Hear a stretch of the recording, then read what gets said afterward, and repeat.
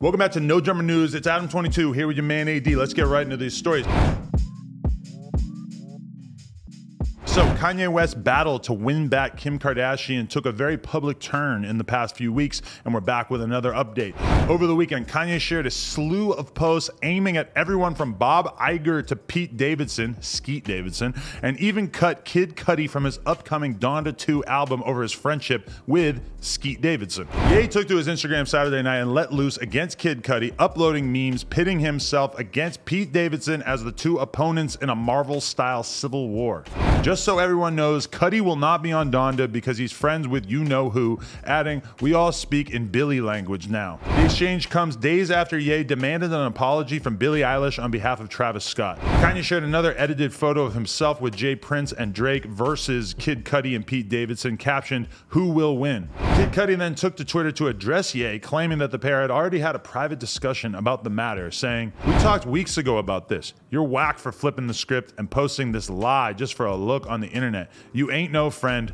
Bye." Cudi then took to Instagram to respond, "Too bad I don't want to be on your album, you fucking dinosaur. Haha, everyone knows I've been the best thing about your album since I met you. I'ma pray for you, brother." He continued Saturday night uploading more images to Instagram, one inspired by the Captain America Civil War poster. On one side is Ye alongside Drake, Julia Fox, Travis Scott, and Future. Across from him are Skeet Davidson, Kim Kardashian, Kid Cudi, Billie Eilish, and Taylor Swift. The internet has still not found a decent picture of Skeet. In the post below, Kanye brings up a highly contested article in which Pete allegedly sent intimate pics of himself and Ariana Grande to Mac Miller as a way to get the late rapper to back off, and added the caption, "No comment." He then leaked a supposed text message from Pete saying that he would love to meet his children someday and be friends. Kanye did not appreciate this at all, as he took to IG and wrote, "No, you will never meet my children." Look at this dickhead. I wonder if Instagram gonna shut down my page for dissing Hillary Clinton's ex-boyfriend, Kanye wrote. From there, Kanye continued to diss Pete for his Hillary Clinton tattoo. Y'all seen that tattoo?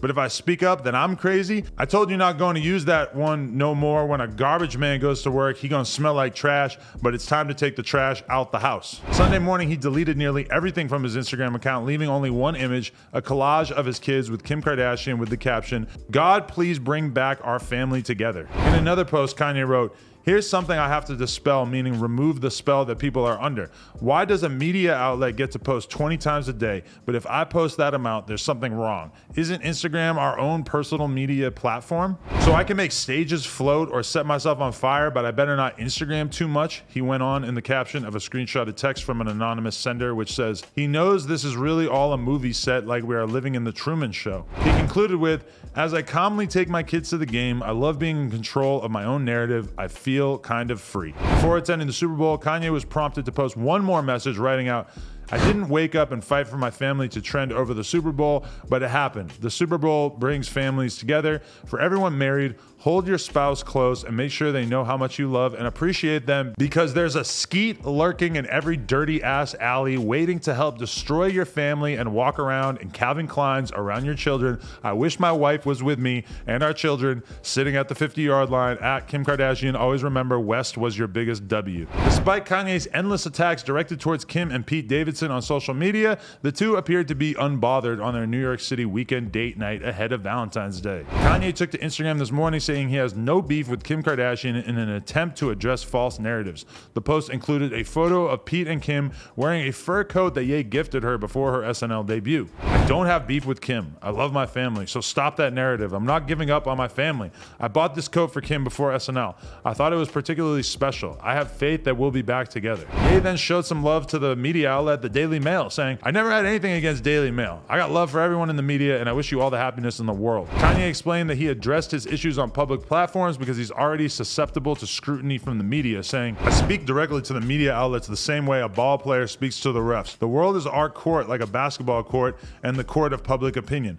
We have a public relationship because we are public figures. So to the public and to the press, sometimes people call me crazy, but to be in love is to be crazy about something, and I am crazy about my family. Happy Valentine's." Okay, I gotta admit, this has been a hilarious weekend. If you are a fan of Kanye West and you are somebody who's observing what's going on, I particularly love the Skeet Davidson name. That being said, Are you willing to admit that this is all very immature and not very likely to help him in terms of retaining custody of his kids? No, I like it. I really, bro, I've never seen nobody go to this extent to get his family back.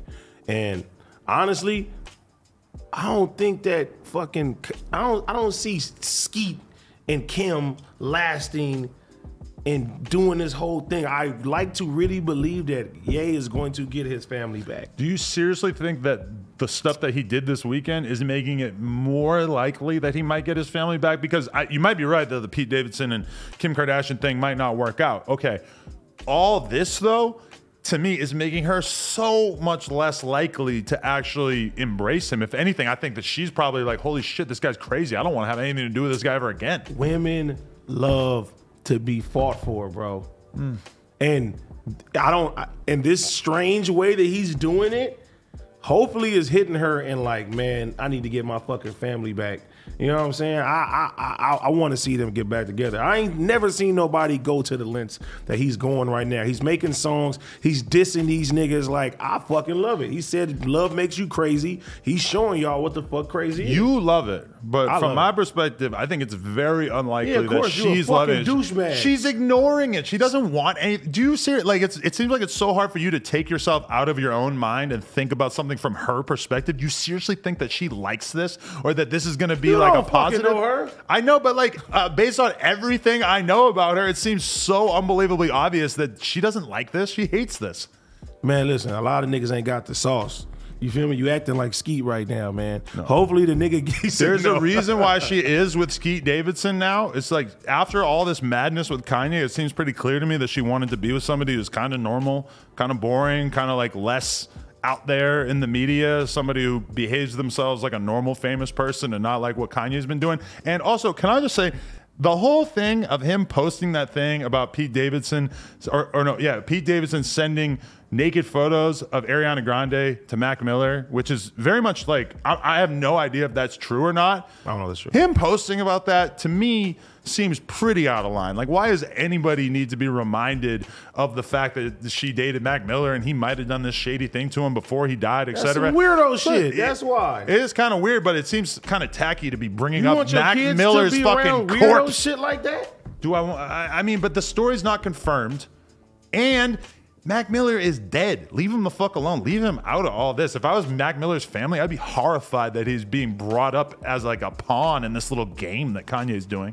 I don't think it's a game. He just wants his family back. Also, can you seriously continue to deny that Kanye is a bad person based on the way that he's treating Kid Cudi? Fuck no. You don't think that that's a fucked up thing to do? If you were friends with somebody that was cool with me trying to get my family back, you got to choose your side. Fuck you. Kid Cudi and Kanye West just had a conversation, according to Kid Cudi, about all of this, and then Kanye comes out and presents a completely different picture of it to the media, or on social media. I mean, it's exactly the same as what he did with Big Sean, where they had been hanging out, getting along, and then Kanye goes on Drink Champs and talks all this shit about him. I mean, it's weird for me to see you defending Kanye doing this kind of stuff when I know 100% that if anybody did that kind of thing to you, that you would cut them out of your life 100%.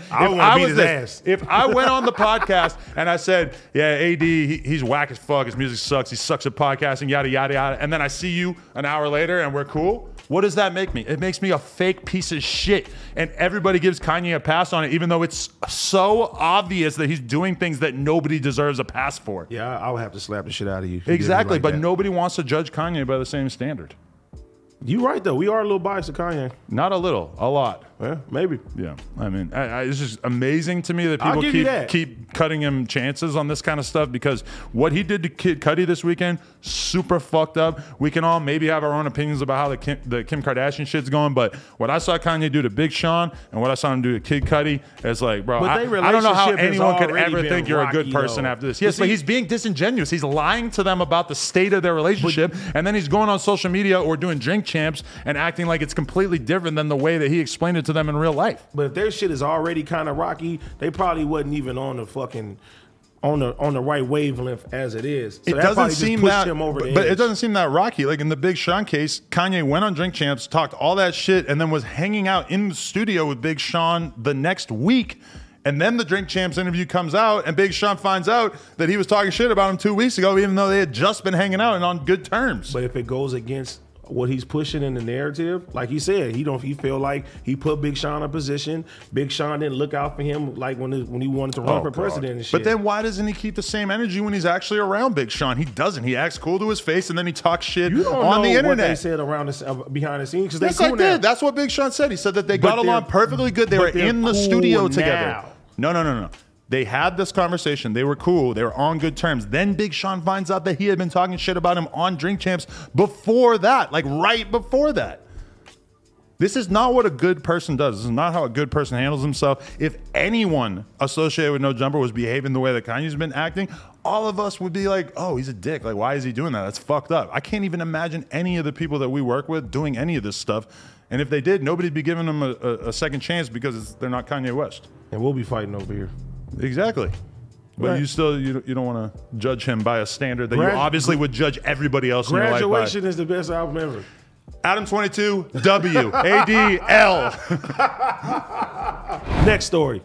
Kodak Black was among 4 people shot early Saturday outside a restaurant in Los Angeles. According to the reports, Yak and 3 others were shot. 2 were taken by ambulance and 2 transported to hospital. The Los Angeles Police Department said all are in stable condition. Though it was not immediately clear what sparked the fight outside the club, an LAPD spokesperson said the victims were shot when they emerged from the building. Bradford Cohen, an attorney for Kodak, told NBC News Monday the shooting started with an unprovoked attack on the individual Kodak was with. When Yak and security came to the person's aid, several shots were fired at them by an unidentified assailant. Kodak was struck in the leg and is in stable condition, expected to recover fully. Cohen said the attack was caught on video. The investigation into shooting is ongoing. The LAPD said they were searching for a black male suspect who fled south from the location in the press release. According to the footage of the shooting obtained by TMZ, Kodak Black was leaving the restaurant with an entourage that included a friend and rapper Gunna. In the footage, they paused to pose for photos with fans, surrounded by over a dozen paparazzi. A brawl amongst a group of men standing around a red Ferrari in the street spills back on the sidewalk and is interrupted by 10 gunshots that sent the crowd running for their lives. This is why I did not really leave the house during Super Bowl weekend. All kinds of gully shit was happening. Actually, to be honest, we didn't really hear about that much wild shit happening. Like, there was this shooting, which happened to involve a very, very famous rapper at a party for a very, very famous pop star. But besides that, I didn't really hear about that much fuck shit. I don't know if you heard anything. I'm very proud of the city. I thought it was going to be 50 times worse than what it was. I was out all weekend and shit. And I ain't gonna lie, the motherfucking police department was on every single street. They were not playing. They did not want to fuck up this Super Bowl. And you know what I'm saying? Good shit that Kodak is alive and here, because that would have been a fucking bummer for the fucking weekend if we would have lost him. Oh, yeah. I mean, if fucking Kodak got clapped in L.A., then our track record for people coming there would be looking real bad. Oh, my God. That would be terrible. Very, very ugly. But, yeah, I'm glad that Kodak is feeling better. I don't know if he's still in the hospital or what's going on. But, man, yeah, that video was insane. And protect Kodak Black. And shout out to 1090 Jake, because his video made it so that I didn't have to come on here and discuss the conspiracy theory that this might have been related to some things that Kodak Black had said about certain gang members.